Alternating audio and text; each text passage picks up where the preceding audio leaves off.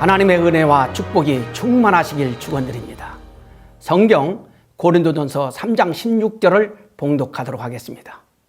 너희는 너희가 하나님의 성전인 것과 하나님의 성령이 너희 안에 계시는 것을 알지 못하느냐.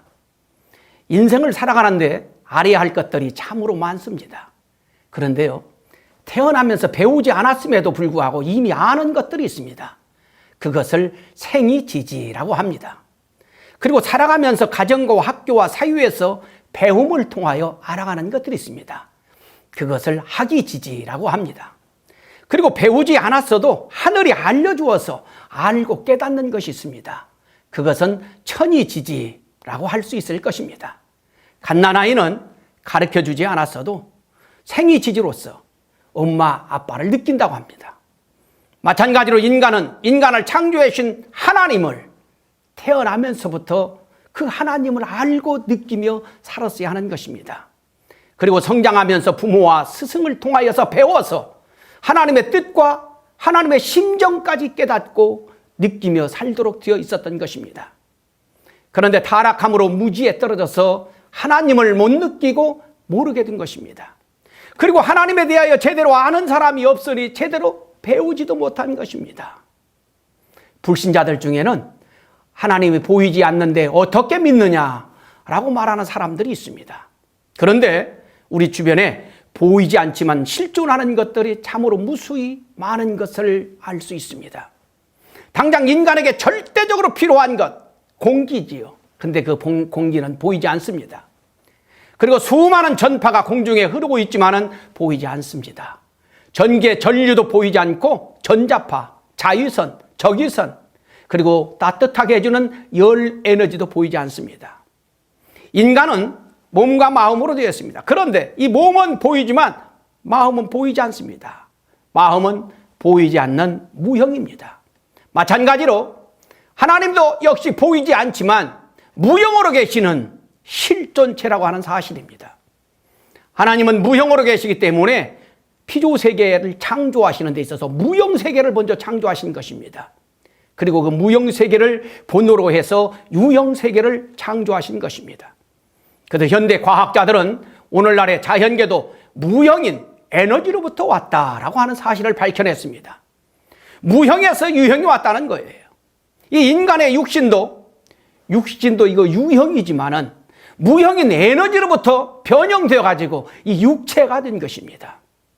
인간에게 있어서 이 육신보다 더 중요한 것이 무형으로 되어 있는 마음인 것입니다.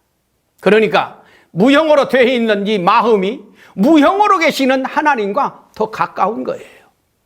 인간의 가치를 평가할 적에 얼굴이 잘생겼냐 못생겼냐 이 몸을 가지고 평가하지 않습니다. 몸 안에 있는 보이지 않는 마음, 그 마음을 보면서 선한 사람, 나쁜 사람 이런 식으로 평가하게 되는 것이죠. 인간의 마음 중에서 기본적으로 선한 마음, 이 양심이라는 것이 있습니다. 그런데 그 양심보다 더 선한 마음, 본질적인 마음이라고 할 수 있는 본심이 또 있습니다.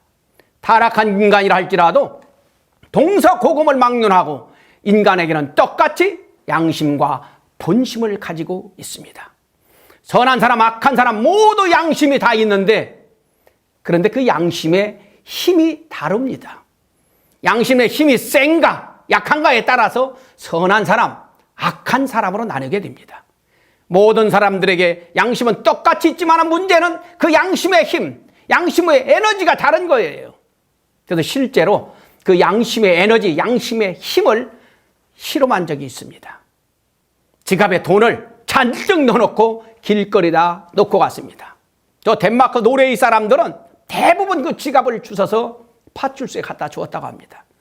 그리고 핀란드 사람들은 80% 정도, 스웨덴 사람들은 70% 정도가 지갑을 주워서 주인을 찾아주라고 파출소에 갖다 주었다는 것입니다. 그러면 우리 한국 사람들의 양심 지수는 얼마나 될까요?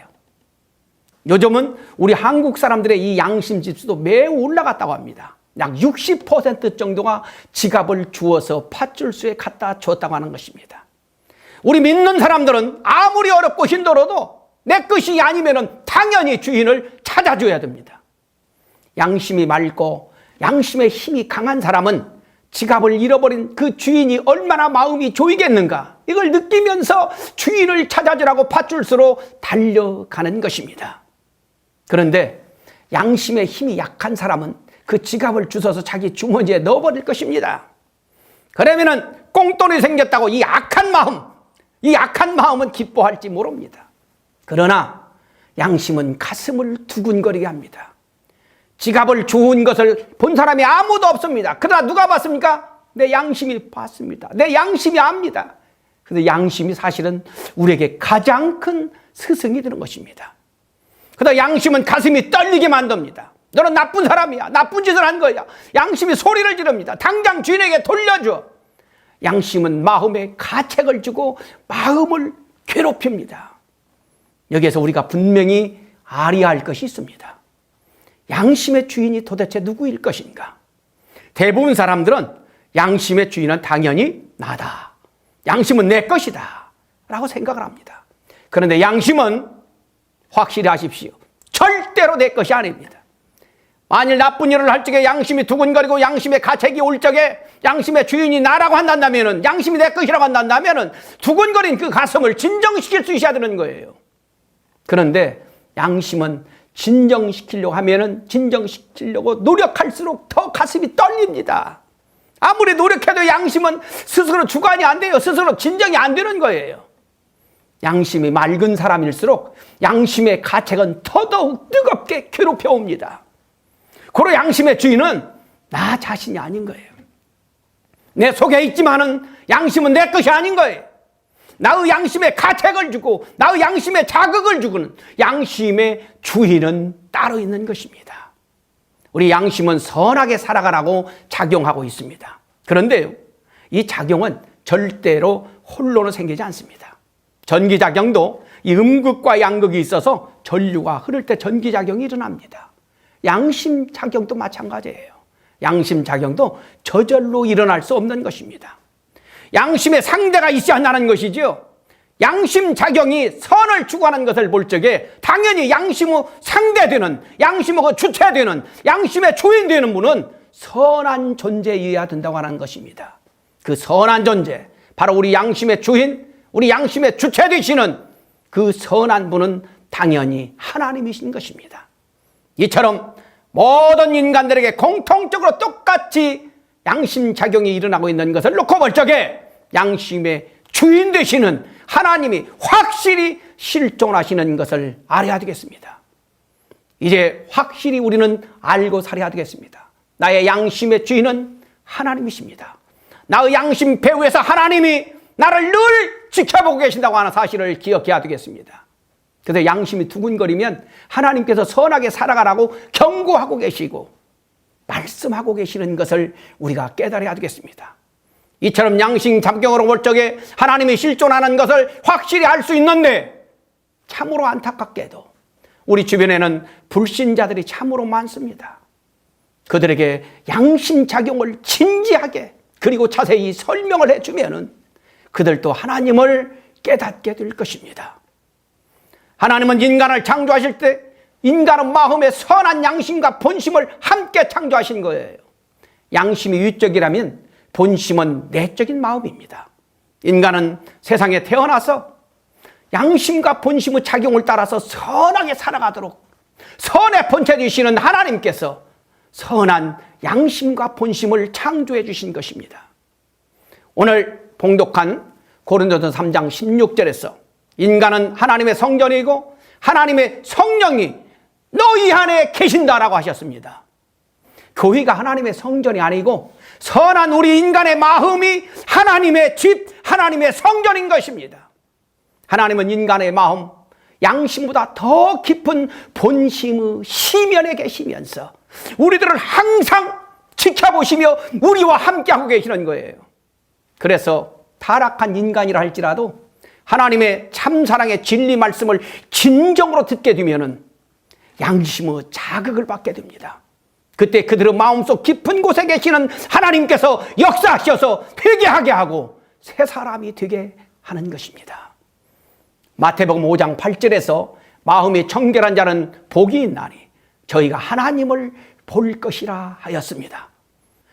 진정으로 하나님을 믿고 모시고 사는 사람들은 마음이 청결해져야 합니다. 하나님을 진정으로 믿는 사람들은 마음이 날마다 청결해져 가야 하는 것입니다. 마음이 청결한 사람은 마음속 깊은 곳에 계시는 하나님을 느끼면서 양심적인 생활을 넘어 하나님의 뜻대로 살게 되는 것입니다.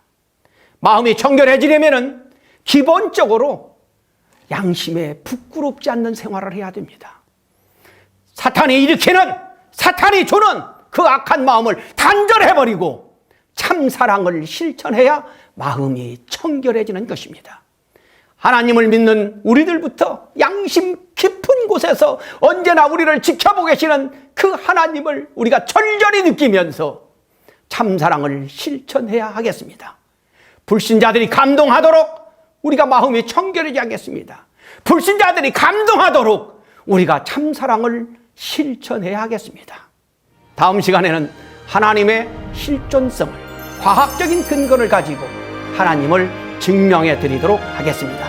감사합니다.